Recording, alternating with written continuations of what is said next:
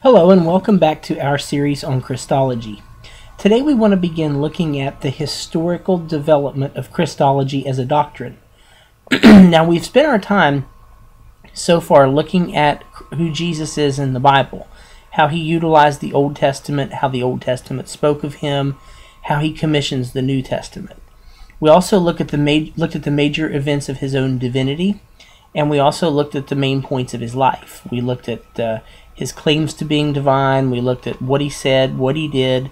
We also looked at his virgin birth, life, death, burial, resurrection, ascension, coming again. So far we stuck pretty much with the Bible, and we have drawn a pretty easy conclusion that Jesus is both human and divine. Now, what we want to do now is look into the early church to see how they fleshed out exactly what that meant. What does it mean for Jesus to be divine? What does it mean for him to be human? What does it mean for him to be divine and human? How does divine and human work together? Or how do they rest together in the same person? So what I want to do over this in the next video or so is construct what I have deemed the hexagon of heresy. And I'll go ahead and tell you what I mean by this. In my opinion, well, not only my opinion, but the opinions of most historical theologians, there are six main Christological heresies. There are six things that are out of bounds. So what we want to do is construct a hexagon-shaped figure on a piece of paper where each side of this six-figured hexagon represents a view of Jesus that is out of bounds, that we cannot agree with. These six come in pairs of three pairs. One pair is Ebionism and docetism, which we'll begin speaking of here just in a moment. Another pair is Arianism and Apollinarianism. And then the third pair is Nestorianism and Monophysitism. Those six heresies are the things that we cannot allow to be said about Jesus and his humanity and his divinity. But let's get started on the easy ones first. The first one I want to look at on the hexagon of heresy, one side is Ebionism. Ebionism is the belief that Jesus is not divine at all. In other words, he is merely a good man. Ebionites will believe that Jesus is the Son of God, but only by adoption. That he becomes adopted as the Son of God, that he becomes the Son of God at some point in his life, either his birth or most likely his baptism, some even say his death, but that he is fully and completely human and not divine at all. 1 John 2:2, I believe, is an early indication that the epistle was written, at least in part, to combat this view that Jesus is not divine. And that is anyone who cannot say that Jesus is Lord is an Ebionite. Because remember, the word Lord is kurios. And kurios is the word which translates Yahweh in the Septuagint. So if anyone says that Jesus is not kurios, that Jesus is not Lord, he is an Ebionite. And again, Ebionites believe that Jesus is the adopted Son of God. Adoptionism, again, holds that at some point, usually either birth or the baptism, the fully human Jesus becomes the adopted Son of God and takes on his power. I'm reading this so I don't mess up. He's never ontologically divine, but only exhibits the power of God in his life. And oftentimes, Ebionism is a very Jewish heresy. If the Jews erred to one side of Jesus or another, they erred toward Ebionism. And even the word Ebionite comes from the meaning of the poor saints. Oftentimes you hear the poor saints at Jerusalem, but the Jews tended toward Ebionism. That idea of adoptionism came later than the New Testament, but it was always condemned by the church. The church never ever tolerated the idea of an adopted sonship of Jesus. His sonship was always ontological, was always fully divine. On the other end of the hexagon comes docetism. Docetism is the denial of Jesus' humanity. That means he is fully God. Likewise, this is a very early heresy, and it's noted in the Bible again in 1 John 4:3 and 2 John verse 7. And if Ebionism, or the denial of Jesus' divinity, was the heresy of the Jews, then docetism, or the denial of his humanity, was the heresy of the Greeks. And that's pretty easy to see once you remember that what drove the Hellenistic mind is that idea of cosmological dualism, that there is good spirit and bad matter, and never the twain should meet.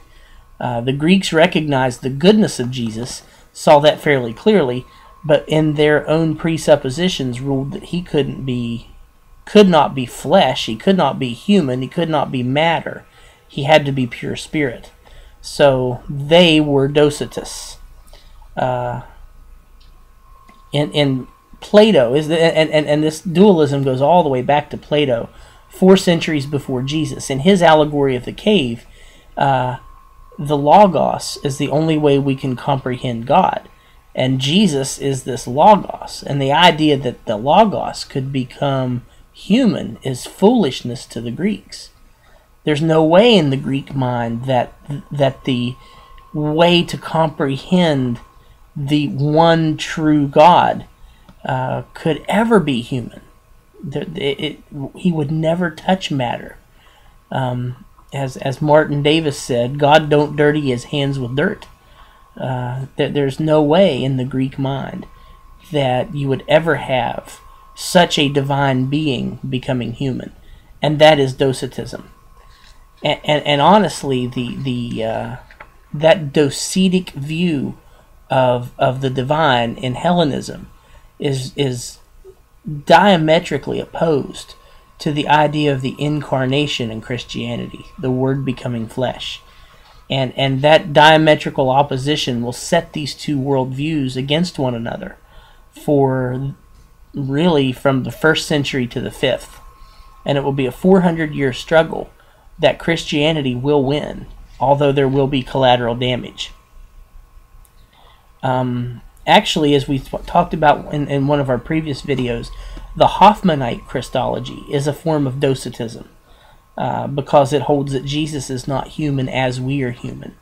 When we say human, we don't put that in some sort of abstract terminology. When we say human, we mean human like us. We mean Adamic humanity. We mean there's only one human race. And to say that Jesus is human is to say that he's one of us. Not that he has flesh and bones and has 2 eyes and 2 arms and 2 legs, but he's a whole different creation. No, that won't do. Because Jesus didn't come to just be some abstract human. He came to save Adam's race. And that, therefore, the Hoffmanite view of Christology is a form of docetism.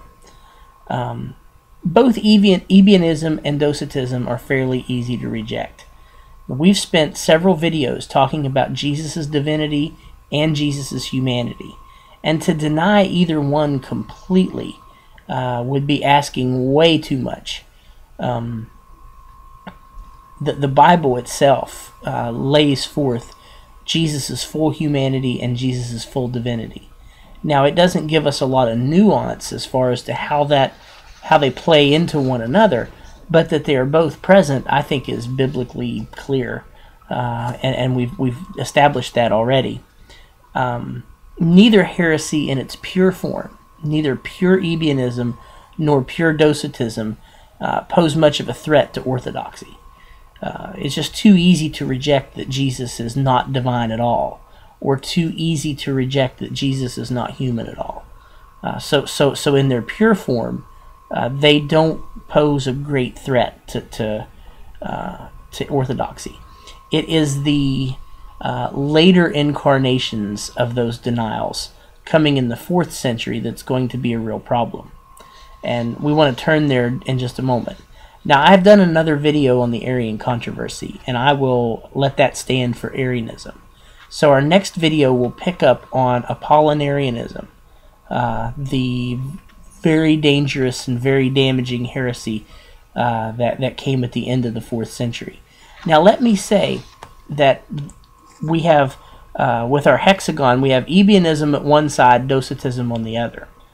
Now, between them is Arianism, which is the denial of Jesus' full divinity, and Apollinarianism, which is the denial of Jesus' full humanity. Those are lying in between. They are those sneaky later incarnations of the Ebionite and Docetist heresies that caused a lot more trouble than Ebionism and Docetism themselves ever did. So go pick up and watch the video on the Arian controversy, and I'll be right back again with a discussion of Apollinarianism. Thanks for watching. Hope you're enjoying it. Bye.